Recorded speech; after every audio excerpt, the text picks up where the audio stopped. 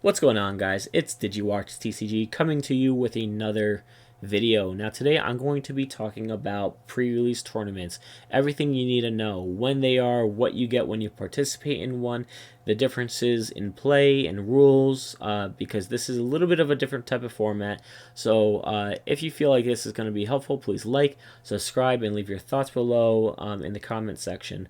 With that said, let's get into it. Now first off, I want to say that I feel like this video is very helpful for those of us who are just getting into the game or have never been to a pre-release tournament. I feel like pre-release tournaments sometimes is a little bit confusing because it is definitely different from what we are used to in standard play, and I'm going to get into that in a bit, but I feel like it's very good for that reason. So that said, I also feel like if you haven't been to a pre-release in a while or you've forgotten the rules, this is a good refresher video for you as well.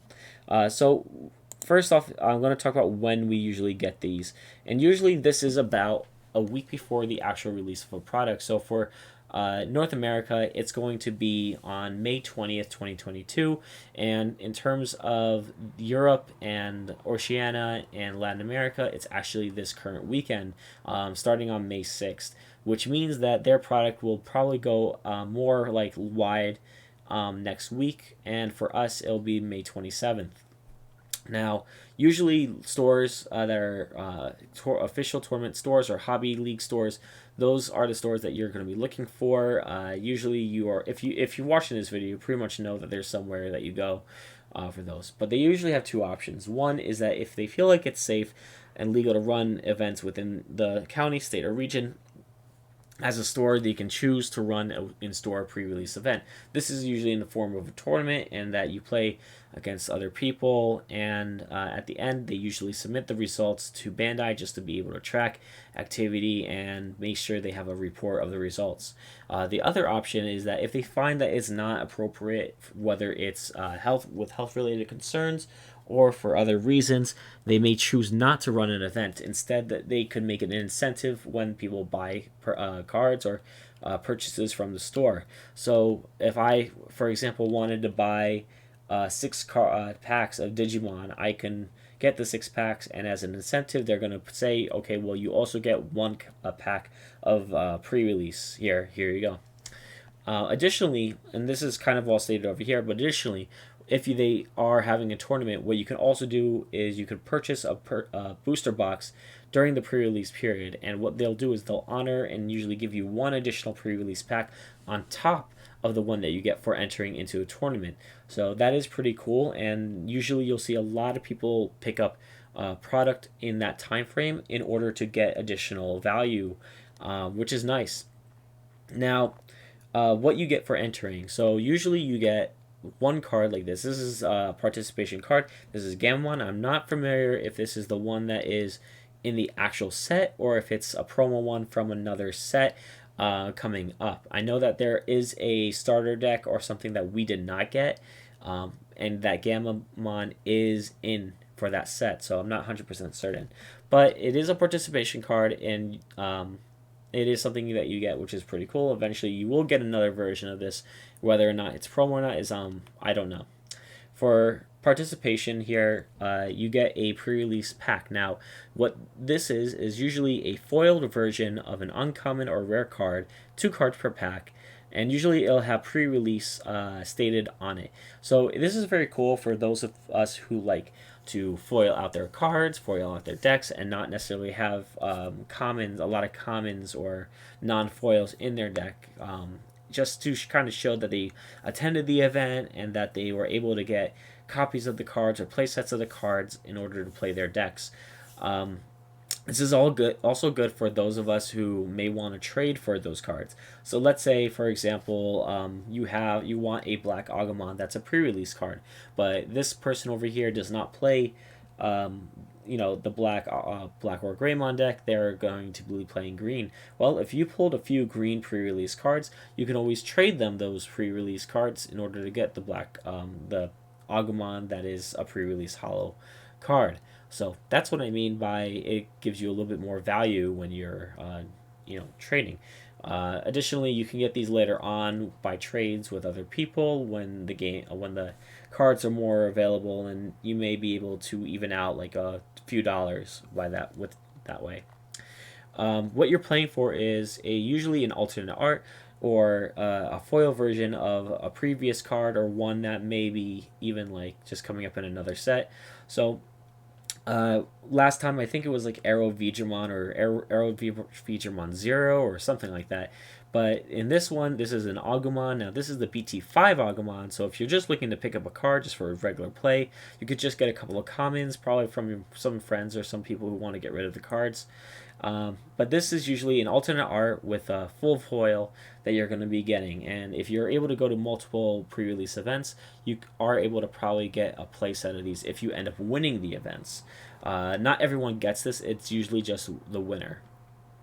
Now, with that said, I'm going to talk about the differences between sealed format and standard play. So, standard play, when you usually are playing a deck, they usually have specific rules, like you can digivolve on top of the same color only unless it's stated in a card text or whatnot, as well as only being able to play 4 copies of a card per card number. Now, in a sealed format, it's a little different on how everything is organized. Now, first off, you play with 6 packs. So they will provide you with 6 packs, usually from a few different boxes that are mixed.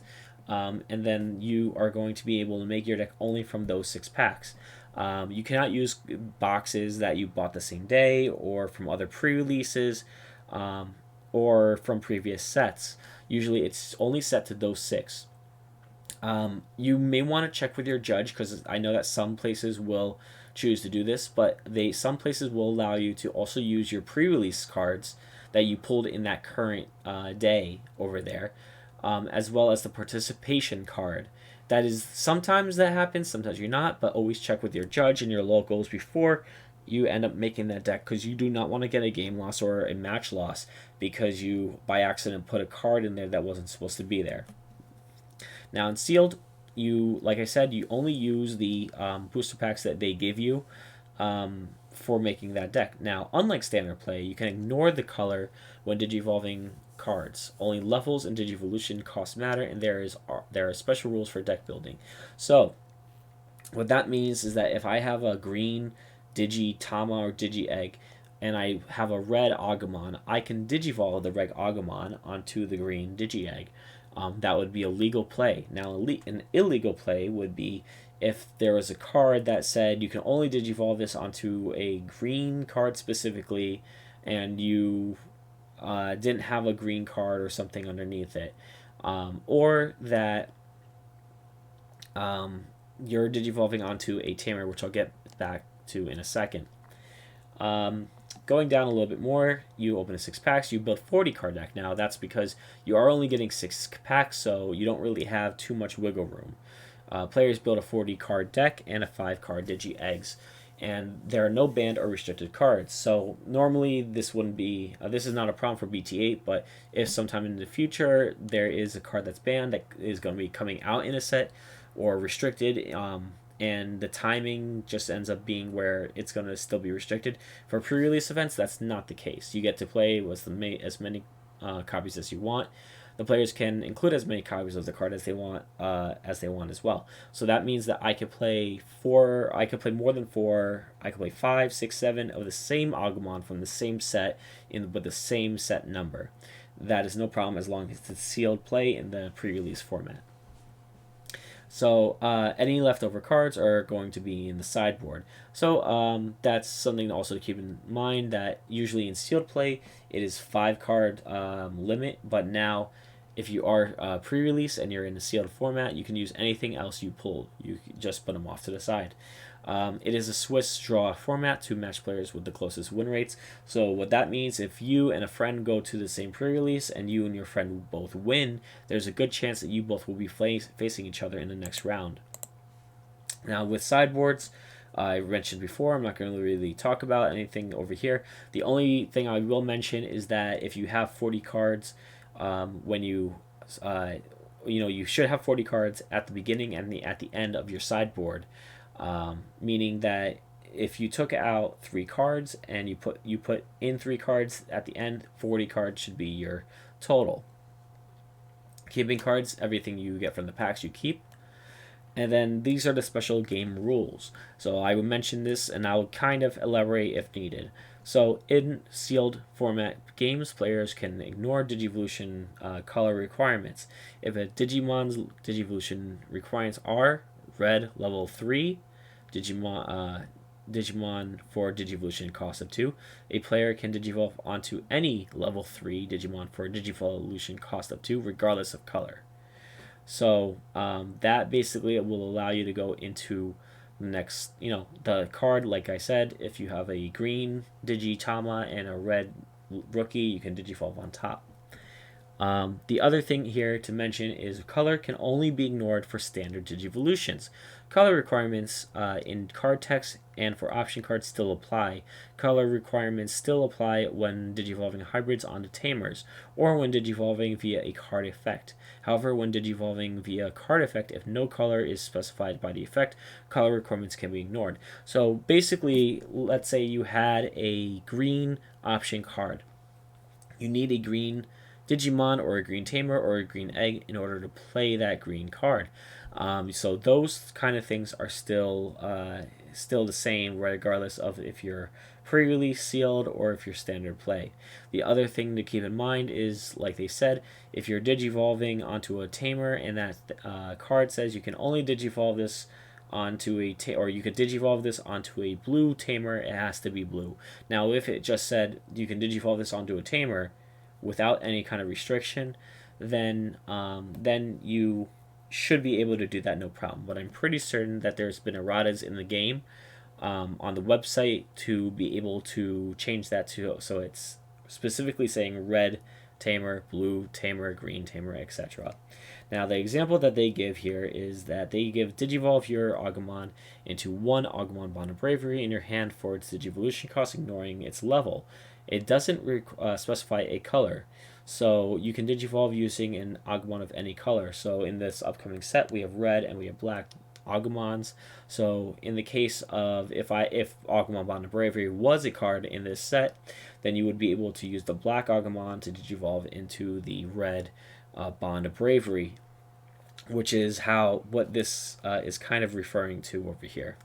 But with that said, that's pretty much it. It's a pretty fun way. I feel like these kind of events are actually very exciting because it doesn't follow the normal find a deck online, copy what they're doing, and make it. You have to be thinking about what each card does. It gets you used to all the different effects and all the different play styles in the upcoming format. Which I feel is really cool, and it really is exciting to be able to test those things. But with that said, I hope that this video helped clear up any kind of misconceptions or problems that you may have with a pre-release type of event. Definitely consider talking to your judge or locals or other players at your locals in order to get a better idea of the rules and things that your locals will be doing. With that said, please like, subscribe, and thank you for watching. Take care.